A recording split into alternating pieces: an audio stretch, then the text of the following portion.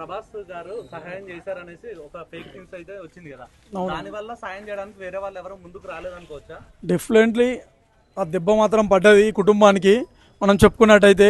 ఎందుకంటే వాళ్ళు ఉన్న సిచ్యువేషన్లో, వాళ్ళు ఉన్న పరిస్థితులలో ఒక కాల్ వచ్చి నేను పిఏ మాట్లాడుతున్నాను, ప్రభాస్ గారు పిఏ అని చెప్పి ఈ విధంగా మోసం చేయడం అయితే చాలా బాధాకరం. ఎందుకంటే ప్రభాస్కి సంబంధించిన వాళ్ళు ఏమో అట్లా చేయరని నేను అనుకుంటున్నాను.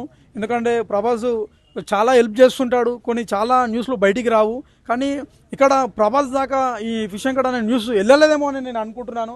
కానీ ఇప్పటికైనా ప్రభాస్ గారికి ఇది అన్న చనిపోయిందని ఈ వార్త కూడా తెలిసి ఉంటే ఈ కుటుంబానికి ప్రభాస్ గారు అండగా ఉండాలని చెప్పి కూడా నేను కోరుకుంటున్నాను. 100% ఎవరో ఒక అభిమాని కాల్ చేసి వేరే అభిమానులకి డిస్టర్బ్ చేసిండు. ఇక్కడ ప్రభాస్ గారి టీంకు కూడా డిస్టర్బ్ చేసినట్టే ఇది మనం చూసుకున్నట్టయితే. కానీ దీనివల్ల కూడా వీళ్ళకి డబ్బులు వేసేటోళ్ళు కూడా వేయలేరు. ఎందుకంటే ఆల్రెడీ అమౌంట్ ఇచ్చాడుగా 50 లక్షలు, మన అమౌంట్ ఏం సరిపోతుందని కూడా కొంతమంది ఆగిపోయారు. అది కూడా కొద్దిగా దెబ్బ పడ్డదని కూడా నేను చెప్పదలుచుకుంటున్నాను. గబ్బర్ సింగ్ టీమ్ కి పవన్ కళ్యాణ్ గారు ఎప్పుడు అండగా ఉంటారు కదా, మరి పవన్ కళ్యాణ్ గారు ఏమైనా సహాయం చేశారా? ఒక 7 నెలల కింద ఫిష్ వెంకట్ అన్న పరిస్థితి బాగాలేదని చెప్పేసి కూడా పవన్ కళ్యాణ్ గారి దృష్టికి వెళ్ళడం జరిగింది. అప్పుడు అన్న ఆర్థిక పరిస్థితి బాగాలేక అన్న ఇంట్లో ఉండే, ఫిష్ వెంకట్ అన్న అప్పుడు హాస్పిటల్ అడ్మిట్ కాలేడన్న.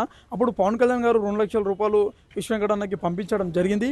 తర్వాత 7-8 నెలల తర్వాత మొన్న అన్నకి బాగా పరిస్థితి ఇబ్బంది ఉండి అన్నకి కిడ్నీలు పాడే అన్న హాస్పిటల్ అడ్మిట్ అయ్యాడు. కానీ ఈ విషయం మరి ఇప్పుడు హాస్పిటల్ ఉన్నది సంగతి పవన్ కళ్యాణ్ గారికి దృష్టికి వచ్చిందో లేదో తెలియదు. ఎందుకంటే ఆంధ్రప్రదేశ్ రాష్ట్రంలో డిప్యూటీ సీఎంగా ఎన్నో బాధ్యతలు తీసుకొని కొద్దిగా బిజీ షెడ్యూల్లో ఉన్నాడు. కానీ అతనికి కూడా పవన్ కళ్యాణ్ గారు కూడా తెలిస్తే ఇంకా ఏమైనా సాయం చేసి కుటుంబానికి కూడా అండగా ఉంటాడేమో అని చెప్పి కూడా నేను ఆశిస్తున్నాను. అండగా ఉండాలని చెప్పి కూడా నేను కోరుకుంటున్నాను. అలాగే కవిత పిఏ ఫోన్ చేశారని చెప్పారు, అది కూడా ఫేక్ న్యూస్ అండి. ప్రభాస్ గారిది ఎట్లా ఫేక్ న్యూసో కవిత పిఏ గారు అని చెప్పి కూడా కాల్ చేసింది, అది కూడా ఫేక్ న్యూస్. ఈ ఫేక్ న్యూస్ వల్ల వాళ్ళకి చాలా ఇబ్బంది అయింది. కుటుంబానికి ఏషియా వాళ్ళు కూడా డబ్బులు వేయలేకపోయారు. ఇలాంటి కాల్స్ చేసి డిస్టర్బెన్స్ చేయకండి. ఫిష్ వెంకట్ అన్న కుటుంబానికి అని కాదు, ఏ కుటుంబం అయినా సరే ఇలాంటి పరిస్థితులు ఉన్నప్పుడు అలాంటి ఫేక్ కాల్ చేసి డిస్టర్బెన్స్ చేయకండి. ఎందుకంటే ఏ కాల్ వచ్చినా కానీ ఆ కుటుంబ సభ్యులు నిజమే అనుకుంటారు ఉన్న సిచ్యువేషన్లో. కాబట్టి ఇలాంటి ఫేక్ కాల్స్ చేయకండి. ప్రాణాలతో చెలగాటాలు ఆడొద్దని చెప్పి కూడా నేను 2 చేతులు చెప్తున్నాను. ఏమని చెప్పిండు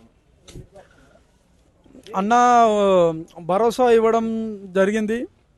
అన్న నిమ్స్ హాస్పిటల్లో ఏమైనా ట్రీట్మెంట్ ఉంటేనే మేము చూసుకుంటాం ప్రభుత్వం తరపున, కానీ అక్కడికి వెళ్ళమని చెప్పడం జరిగింది. వెళ్ళు, అక్కడ కొద్దిగా ట్రీట్మెంట్ ఎట్లుంటుందో లేదో అని కొద్దిగా ఆలోచించి ఇక ఇంకా కొద్దిగా పెద్ద ట్రీట్మెంట్ కావాలి, ఇంకా మంచి ట్రీట్మెంట్ కావాలని చెప్పి చందానగర్ పెద్ద హాస్పిటల్కి వెళ్ళడం జరిగింది. ఫిష్ వెంకట్ గారితో మీ అనుబంధం ఎలా ఉండేది? ఫిష్ వెంకట్ అన్న ఎక్కడ కలిసినా కానీ అన్న మంచిగా మాట్లాడే వ్యక్తి. అన్న మేము అక్కడ ఫిలిం ఛాంబర్లో కూడా లంచ్ చేసేవాళ్ళం.